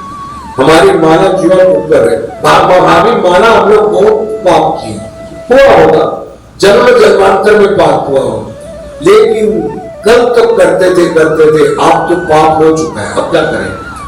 अब तो इको भी कृष्ण तक प्रणाम, अब श्री कृष्ण के शरण में चले जाना चाहिए। बार बार कहता है श्री कृष्ण शरणम मम, श्री कृष्ण शरणम मम, श्री कृष्ण शरणम मम कह के इस कहानी को आज विश्राम दे रहे हैं। फिर कभी किसी माध्यम से राधाष्टमी या किसी में ये भागवत जो है कंटिन्यू हुआ मेरे मुंह से, न जाने कितने साल तक गाऊंगा अब ये भागवत। आदमी क्या समझेगा? मेरा एक सीक्वल है। आदमी बोलेगा आदमी जैसे नया है, हाँ दुर्गा जी के बारे में बोले, वृंदावन का पेड़ के बारे में, वो क्या जाने कि इसका मतलब क्या होता है? इसका मतलब सुख जाने ही मन होता है। वो तो केवल जो सुना है वो कान जानेगा और वो मन जानेगा जो उस समय सुन रहा था। उसके बाद अगर मन नहीं था तो आदमी भूल जाएगा। कल मैं बोला था कि शरीर को सत्संग में मत रखो, मन को रखो। इसलिए भगवान कृष्ण गीता में कहा मनमना हो, मन मेरे को दे। हम लोग क्या करते हैं ना, सब कुछ जैसे भगवान का दो चीज दे देते, बुद्धि और मन, मनुष्य को दे रहे थे। तो भगवान ने कहा देख प्राणी गवाया, जड़ प्राणी गवाया, बोले देखो संसार बहुत ऐसा है, मुश्किल है उसका रास्ता कहां है, तो यहां तुम चल नहीं पाओगे। पता नहीं कब कब आदमी किस किस रूप में चल देगा। तो इसलिए संसार बड़ा प्रजल है, इसलिए आ जाओ बुद्धि लगाना, बुद्धि का खेल खेलना है, बुद्धि दिया हो यूज करना। और मन एक तो दे रहा मन, इस मन को कल मुझे लगाना, मेरे में लगाना। मनुष्य आया, कोई बाबा को गुरु बना दिया, बोतल आधा हो गया पूरा, अब बोतल आधा हो गया तो बोतल को फेंकना नहीं चाहता और पानी भरना भी नहीं चाहता। तो मनुष्य यहां आया और बोलता है भगवान है, क्या गारंटी होती है? क्या गारंटी है सत्संग करने से भगवान मिलते हैं? क्या गारंटी है सत्संग? वह चीज का क्या गारंटी है बताओ भैया, क्या चीज का क्या गारंटी है? कौन देगा गारंटी और क्यों भी तुमको दे? तुम जड़ जीवन है, तुम्हारा लक्ष्य ईश्वर की प्राप्ति है, हमको तुमको बता के काम खत्म। चलना नहीं चलना तुम्हारा घर, तुम कर्म अच्छा करोगे, जय जैसा करें फल चाहता, अच्छा करोगे अच्छा बनेगा, अच्छा करोगे तो प्रारब्ध बनेगा, प्रारब्ध बनोगे तो उसका फल पाओगे तो अगले बार। लेकिन भगवान का नाम लेते रहोगे तो मेरा ने कितनी प्रारब्ध कटेगी, कितनी सारी प्रारब्ध कटेगी। और हो सकता है इस जीवन में भी जो बुरा कर्म करें उसका भी कर। जैसे एक आदमी बोलेगा आप तो बोले हम लोग अनंत अनंत जीवन लिए, सुन रहे हो ना? बोले हाँ लिए, बोले कल, बोले शोभू थे, उससे पहले किसी का सास थे, उससे पहले किसी के बिल्ली थे, उसके यहाँ डॉगी थे, उसके यहाँ भ्रमण थे, उसके यहाँ कीड़ा थे, उसके पहले कलकत्ता में मौसी बन के पैदा हुए थे, उसके पहले मौसा बन के पैदा हुए थे। ऐसे बोल के पता नहीं कितने जन्म का हम लोग कहानी बता देंगे, ठीक है? बोले ऐसा ऐसा हुआ था, बोले अनंता अनंता जीवन का पाप है, कर्म का पाप। तो भगवान का नाम लेने से कैसे जब खत्म हो जाएगा? जैसे एक कोठी है, एक कोठी, वो कोठी, और वो कोठी में आपने एक जो बांस रख दिया, दूसरे दिन रुई का बोरी रख दिया, तीसरे दिन और कोई कचरा रख दिया, सालों सालों रहने के बाद वहां कचरा का घर हो जाता है, उसको बोलते हैं लुम्बर रूम, लुम्बर हाउस। अब आदमी कचरा रखने के लिए खोजता है, वो घर कहाँ है? खोज देता है, ठीक, कचरा रखे पूरा सूखा सूखा। एक आदमी गया, वो उसका लड़का लट्टू का, वहां माचिस जला दिया। कितना मिनट लगेंगे जलने के लिए? 5-10 मिनट में भस्म हो जाएगा। सालों से रखा हुआ कचरा भी 1 मिनट का माचिस का जलन से खत्म हो गया। उसी तरह हजारों जीवन का जलाया हुआ कचरा भी एक बार हरि का नाम का अगर आग लग गया ना, वो खत्म कर देता है, जला देता है धीरे धीरे। इसीलिए हरि शरणम हरि शरणम हरि शरणम, गुरु शरणम गुरु शरणम गुरु शरणम, दुर्गा शरणम। एक बार कीर्तन करो, हरि शरणम हरि शरणम हरि शरणम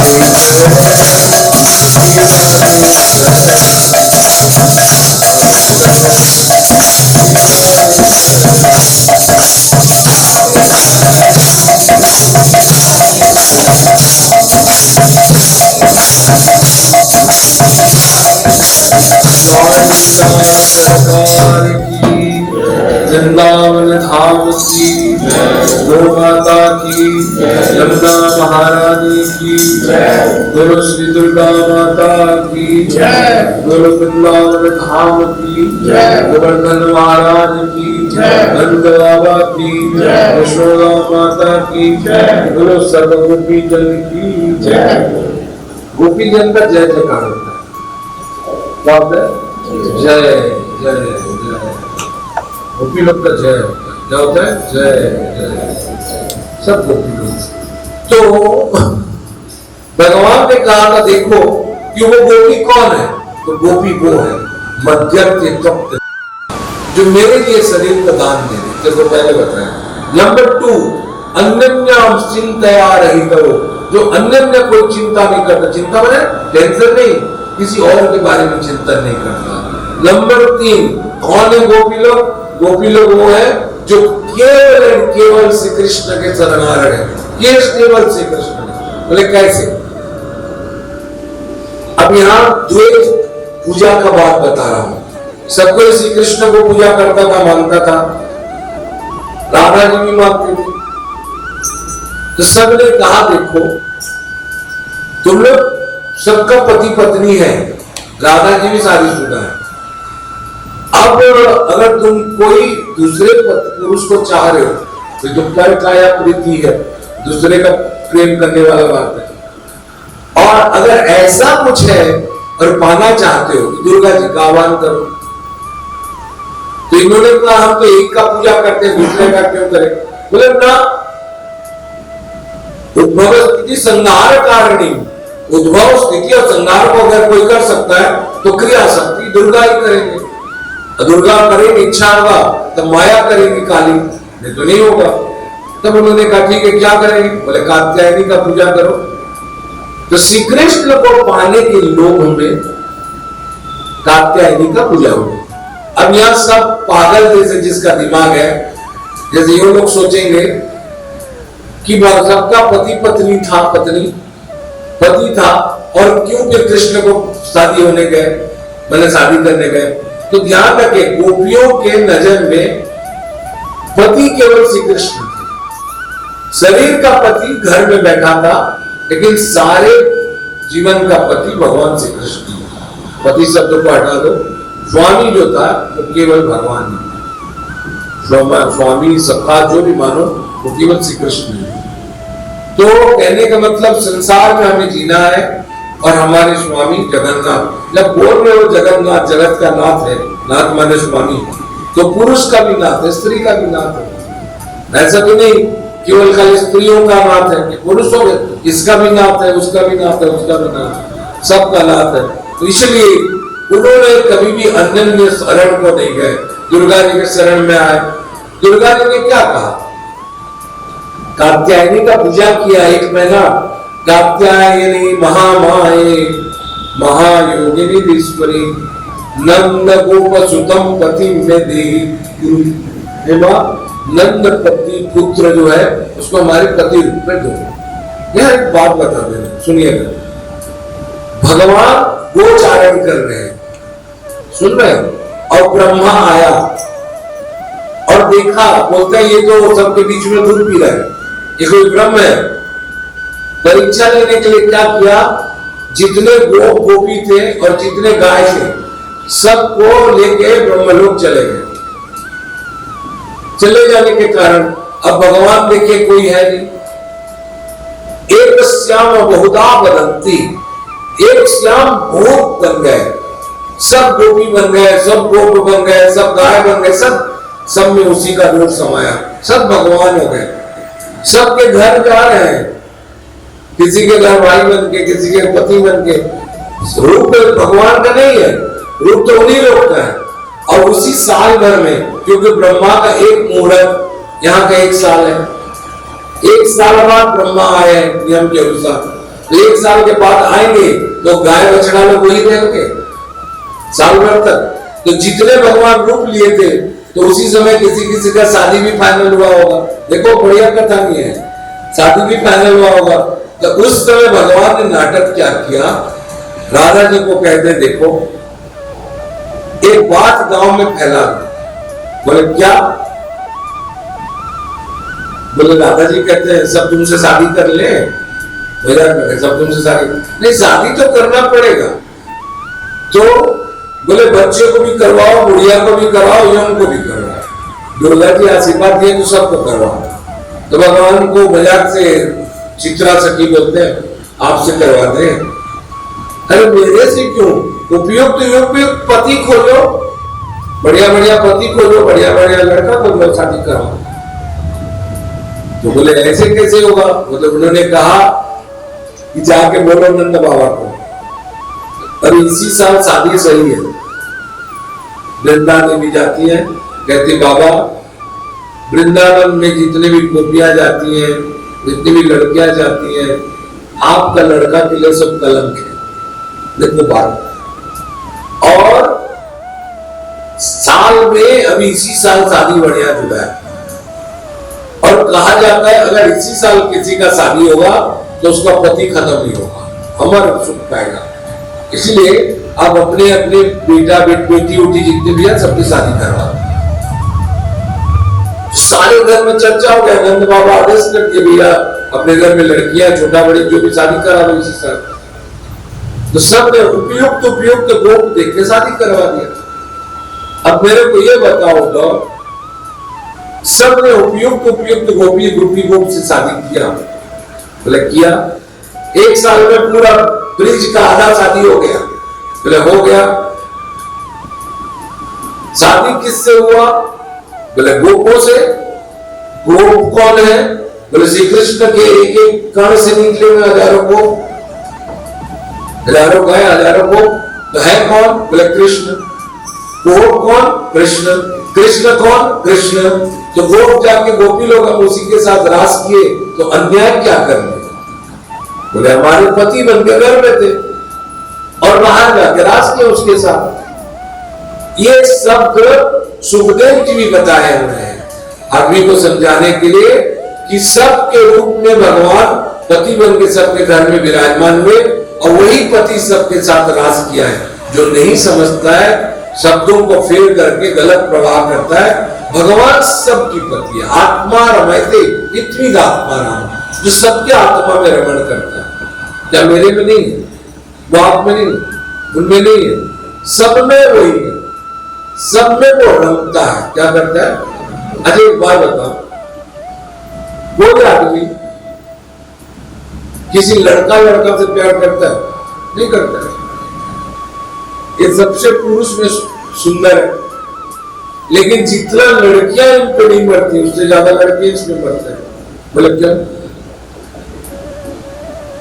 लड़कियां भी मरती हैं, उससे ज्यादा लड़के मरते हैं। देखो चैतन्य, देखो कृपालु जी महाराज, देखो सब पागल हो रहे हैं इसके रूप तेरे, रूप तेरी मंद मंद मुस्कनिया पे बलिहार प्यारे तू, बलिहार प्यारे मंद मंद मुस्कनिया पे बलिहार श्याम रसिया रे मन नदिया रुचि रुचि मोर